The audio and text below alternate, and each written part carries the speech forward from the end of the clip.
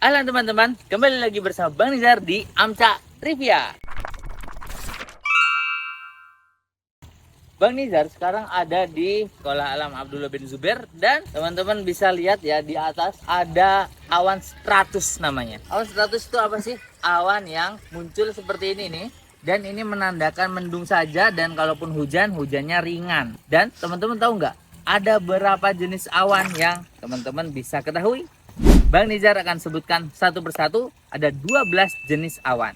Yang pertama adalah awan ini, yang tadi kita sebut yaitu awan stratus. Awan stratus itu awan seperti ini nih, tebal, tapi dia tidak membawa curah air yang banyak. Dan ini biasanya cuma mendung saja ataupun kalaupun hujan, hujannya ringan. Kemudian yang kedua adalah awan cirrus. Awan cirrus ini awan, teman-teman kalau biasanya lihat langitnya cerah, terus ini ada awan tipis-tipis dan ini biasanya untuk pergantian cuaca. Kemudian berikutnya ada awan cirrocumulus. Ini awan tipis-tipis juga dan ini biasanya berbentuk seperti sisik ikan.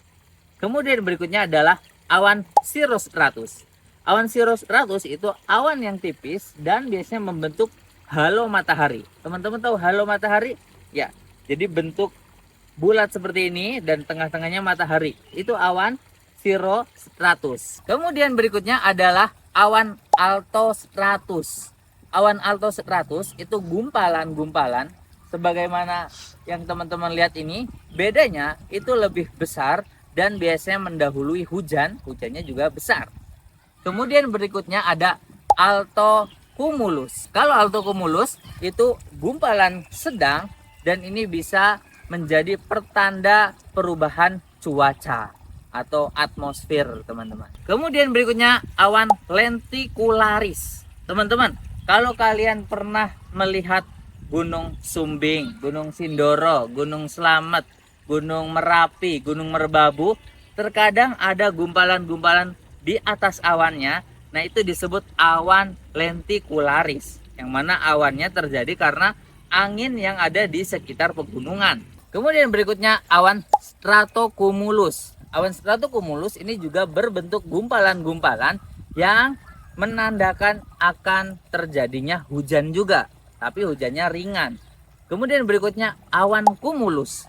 Awan cumulus biasanya terjadi ketika misalnya cerah tapi ada gumpalan awan yang akan menandakan biasanya terjadi badai. Kemudian berikutnya awan nimbostratus. Nah, kalau awan nimbostratus ini teman-teman gumpalannya besar dan ini biasanya menandakan akan hujan besar atau salju badai yang terus-menerus. Kemudian berikutnya ada awan mammatus. Ini jarang terjadi di Indonesia, tapi awan mammatus ini biasa terjadi di daerah Eropa atau di US atau Amerika.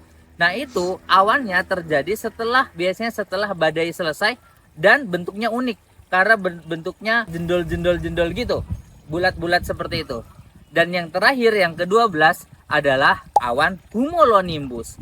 Nah, awan cumulonimbus ini merupakan awan yang sangat besar yang biasanya berbentuknya kayak istana gitu, seperti teman-teman tahu istana ya. Nah, ada rumah besar gitu ya. Nah, itu istana, kayak istana, dan itu juga menandakan tanda hujan yang sangat lebat.